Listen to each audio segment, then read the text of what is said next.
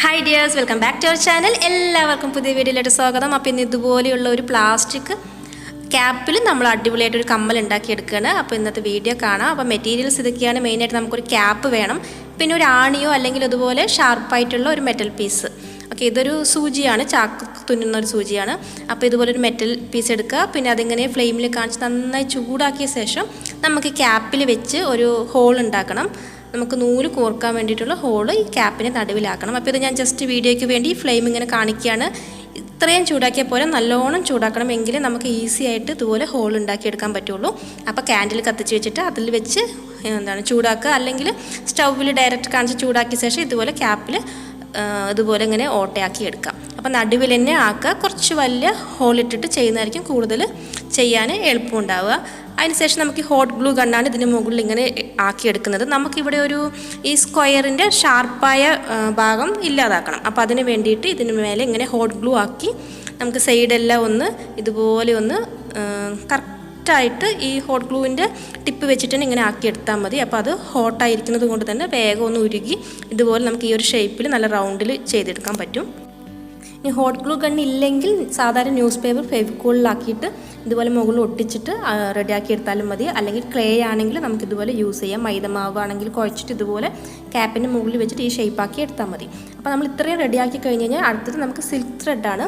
ഞാനിവിടെ orange colour silk thread എടുത്തിട്ടുണ്ട്. അത് കുറച്ച് ഒരുപാട് കട്ടിയിൽ നമുക്ക് എടുക്കേണ്ട, ഒരു 15 അല്ലെങ്കിൽ 20 സ്ട്രാൻഡ് ഇതുപോലെ നീളത്തിലെടുക്കുക. അതിനുശേഷം ക്യാപ്പിൻ്റെ ഒരു ഭാഗത്ത് ഗ്ലൂ വെച്ചിട്ട്, അത് ഫാബ്രിക് ഗ്ലൂ ആണ് ഞാനിവിടെ എടുത്തിരിക്കുന്നത്. ഹോട്ട് ഗ്ലൂ ഗണ്ണായാലും മതി, ഏത് ഗ്ലൂ വേണമെങ്കിലും അവിടെ വെച്ച ശേഷം അത് ക്യാപ്പിൻ്റെ അടിഭാഗത്ത് കുറച്ച് അപ്ലൈ ചെയ്തിട്ട് അതിൻ്റെ മുകളിൽ ത്രെഡിൻ്റെ ഒരു ഭാഗം ഒട്ടിക്കുക.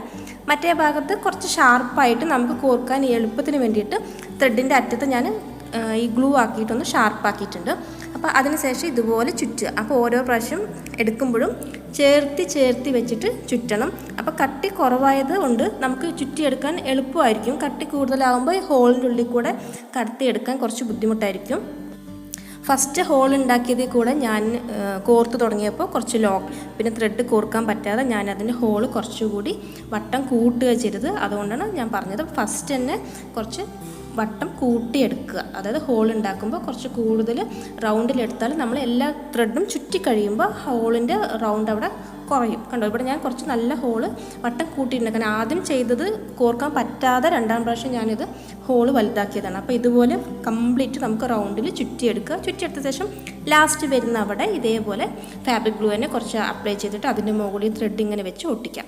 ഒട്ടിച്ച ശേഷം ഇതിൻ്റെ അറ്റം ബാക്കി വന്നത് കട്ട് ചെയ്ത് മാറ്റാം. ഇത്രയേ ഉള്ളൂ. അപ്പോൾ നമ്മുടെ മെയിൻ പ്രോസസ്സ് കഴിഞ്ഞു. ഇപ്പോൾ പ്ലെയിൻ ആയിട്ടുള്ള സിൽക്ക് ത്രെഡ് ജിമിക്കിയാണ് നമുക്ക് ആവശ്യമില്ലെങ്കിൽ ഇതുപോലെ തന്നെ യൂസ് ചെയ്താൽ മതി. ഇപ്പോൾ ഇതിൻ്റെ മുകളിൽ ഒരു ഡിസൈന് വേണ്ടിയിട്ട് ഞാനൊരു മുത്തും അതുപോലെ കുറച്ച് പേൾ ചെയിനെല്ലാം ഒട്ടിക്കുന്നുണ്ട്. അപ്പോൾ അതിനായിട്ട് ഇതിൻ്റെ സൈഡിൽ കൂടെ നമ്മൾ ഒട്ടിക്കുന്ന ഭാഗത്ത് മാത്രം ഗ്ലൂ അപ്ലൈ ചെയ്യാം.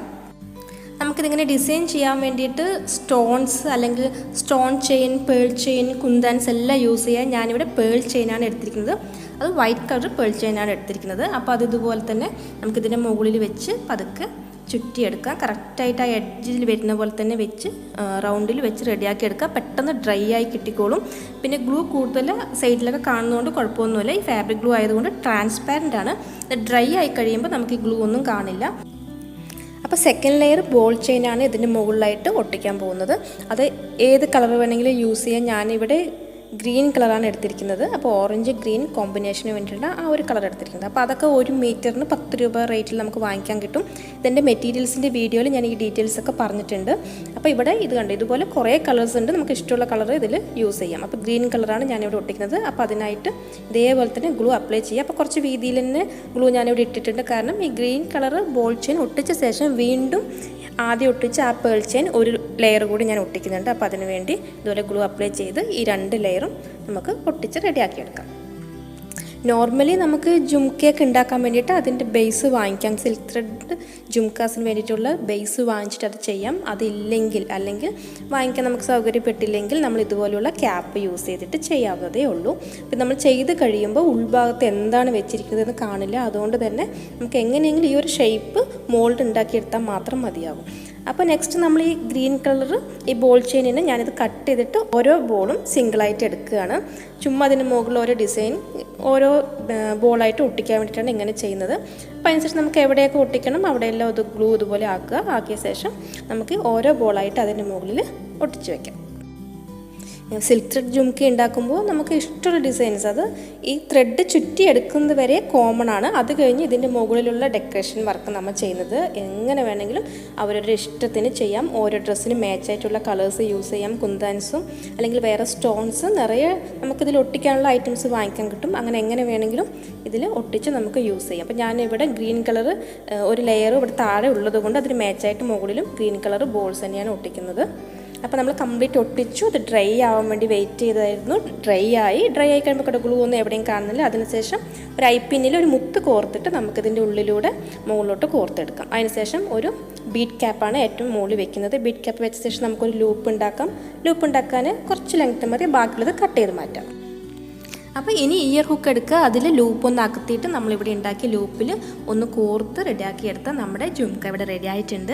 അപ്പോൾ വളരെ ഈസി ആയിട്ട് നമുക്ക് ചെയ്യാൻ പറ്റുന്നേ ഉള്ളൂ. അപ്പോൾ ഈ ജുംക്കി ഉണ്ടാക്കുമ്പോൾ ഫസ്റ്റ് ഉണ്ടാക്കുമ്പോൾ ചിലപ്പോൾ പെർഫെക്റ്റ് ആയിട്ട് വന്നില്ലെങ്കിലും കുഴപ്പമൊന്നുമില്ല. നമുക്കിതിൻ്റെ മുകളിൽ അത് ചുറ്റി എടുത്ത് കഴിഞ്ഞ് അതിൻ്റെ മുകളിൽ നമ്മൾ ഇതുപോലെ ഇങ്ങനെ വർക്കൊക്കെ ചെയ്ത് കഴിയുമ്പോൾ അത് ഒന്നും അറിയില്ല, നല്ല ഭംഗിയായിരിക്കും. ചെയ്ത് കഴിയുമ്പോൾ നല്ല ഫിനിഷിങ് ഉണ്ടാവും. അപ്പോൾ എല്ലാവരും ട്രൈ ചെയ്ത് നോക്കുക.